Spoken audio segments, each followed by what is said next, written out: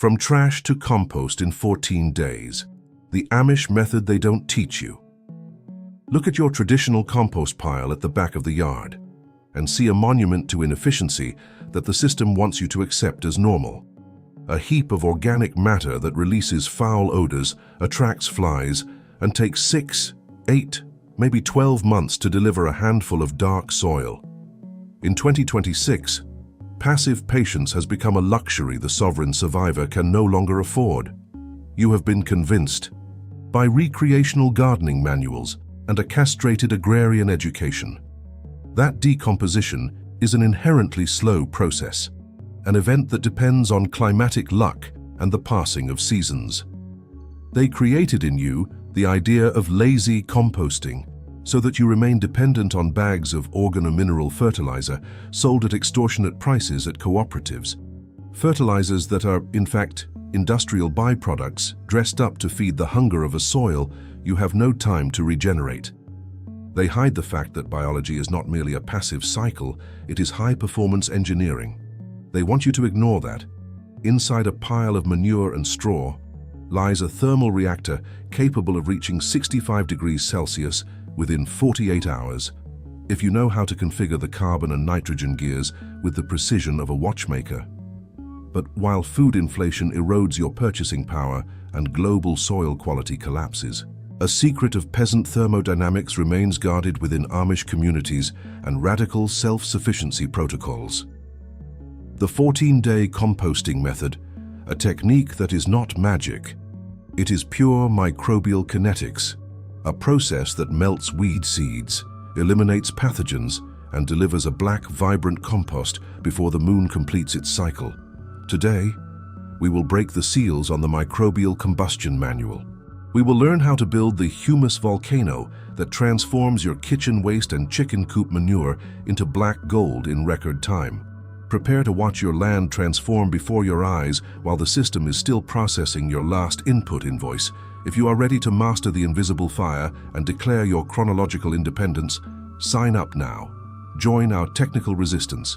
The manual of vital speed is open, and your liberation begins now. To master this secret from 1800, you must first unlearn the idea that composting is rotting and begin to see it as accelerated biological oxidation. The fatal mistake of the amateur farmer is to toss materials randomly into a pile, creating anaerobic compaction zones that smell of ammonia and lose nitrogen to the atmosphere. In our engineering of resistance, we operate under the strict law of the golden ratio, 30:1, 30 parts carbon to 1 part nitrogen. This is the chemical formula of the fuel that powers the engine of thermophilic microorganisms. In deep biology, carbon is the energy source, the carbohydrate that drives the work, while nitrogen is the amino acid, the protein that builds the bodies of the bacteria that will carry out digestion. If there is too much nitrogen, the pile heats up fast but burns the gas, releasing the smell of urine that signals a waste of fertility. If there is too much carbon, the pile remains cold and dormant for months. The Amish 14-day system is based on oxygen and contact surface management. We do not wait for oxygen to penetrate the pile by gravity. We force air in through rhythmic turnings that follow the Fibonacci sequence. When you turn the pile, you are not merely moving soil. You are injecting combustion fuel so that aerobic bacteria triple their population every hour. Imagine billions of microorganisms entering a state of metabolic frenzy, generating so much heat that the water in the pile turns to visible steam on cold mornings. This heat is not a useless byproduct, it is the sterilization tool. At 60 degrees, the cell walls of weed seeds burst, plant viruses are disintegrated, and the lignin structure begins to collapse. This is what the engineering of 1800 called cooking the earth, a method that delivers a sanitized, chemically stable material in a fraction of the time, allowing you to plant and harvest within the same lunar cycle, using only what your system produces as waste. Approach with the rigor of a master builder, and observe the materials your territory offers. The construction of your 14-day reactor requires a careful selection of textures and densities, as airflow depends on the space between the fibers. The first fundamental pillar is the brown material, structural carbon. Forget large whole leaves. In the accelerated method, we reduce particle size. Use wheat straw, hardwood sawdust, or shredded dry leaves. The smaller the particle, the greater the surface area for bacterial attack. However, be careful. If you shred too finely, the pile turns into a compact paste that blocks breathing. We seek the granulometry of tobacco, something that holds moisture but allows air to flow like through a chimney. The second pillar is the green material, pulsating nitrogen. Here lies the ignition force. Fresh chicken manure, kitchen vegetable scraps, or freshly cut grass. Nitrogen is the phosphorus that lights the volcano. The master of resistance prefers the manure of small ruminants or poultry, as they already come loaded with an intestinal microbiota that accelerates the start of fermentation. If you have no animals, use diluted human urine, a source of the purest nitrogen that the modern system has taught you to find disgusting, so that you keep buying synthetic urea.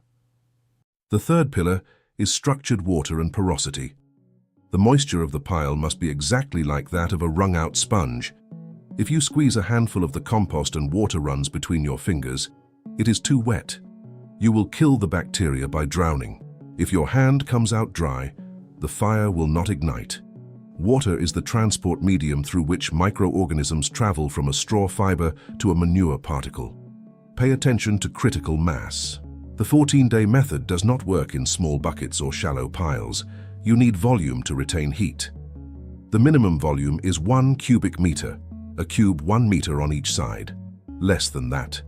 And the energy dissipates into the environment faster than it is produced, more than 1.5 meters in height, and the weight of the material itself crushes the air tunnels at the bottom. Sovereignty demands human scale.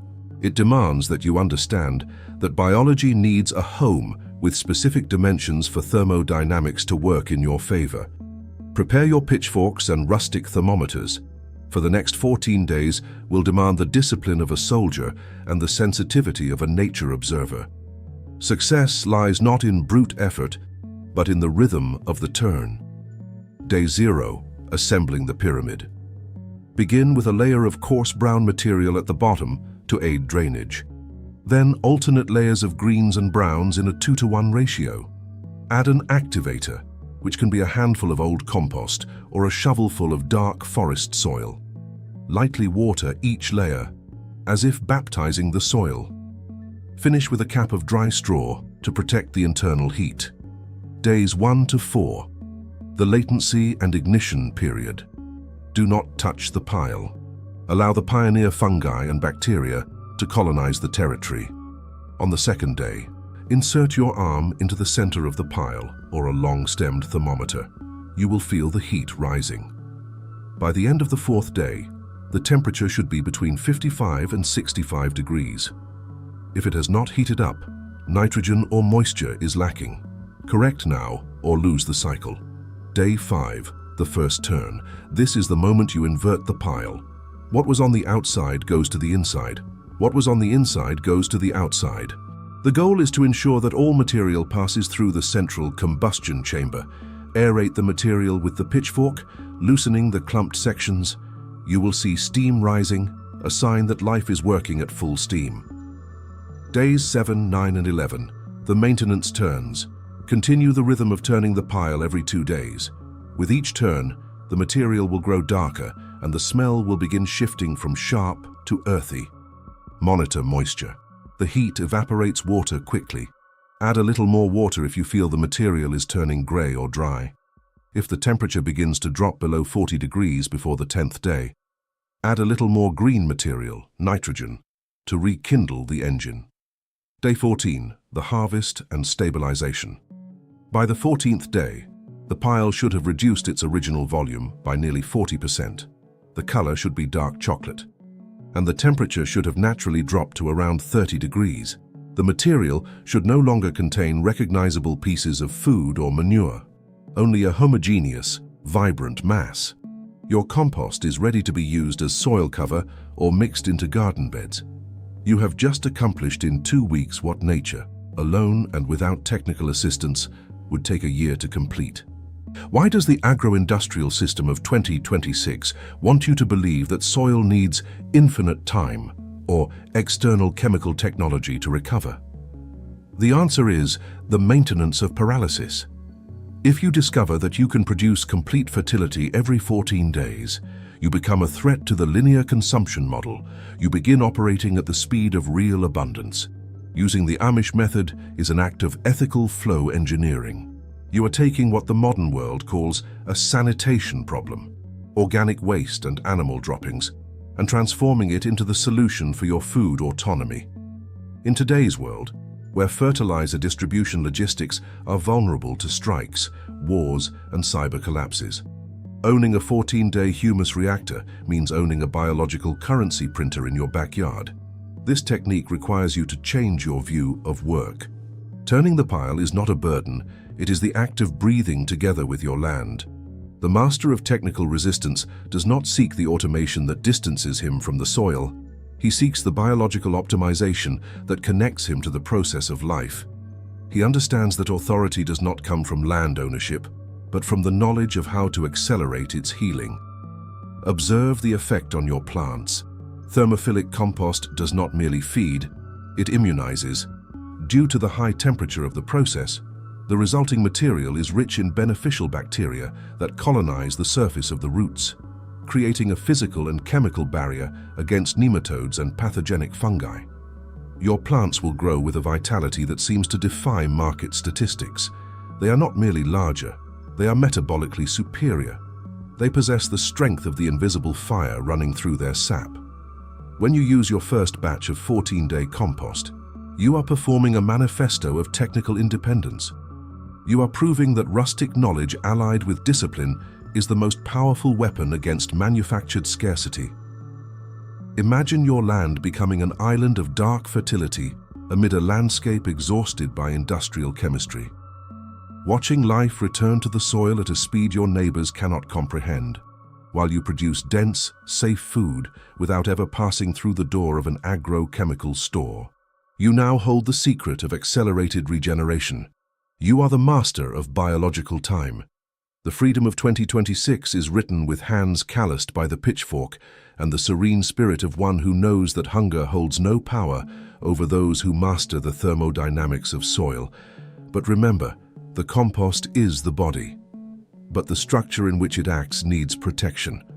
What good is having the most fertile land in the world if you do not know how to protect your garden beds from torrential rains, or if you do not know how to preserve that fertility for years of drought?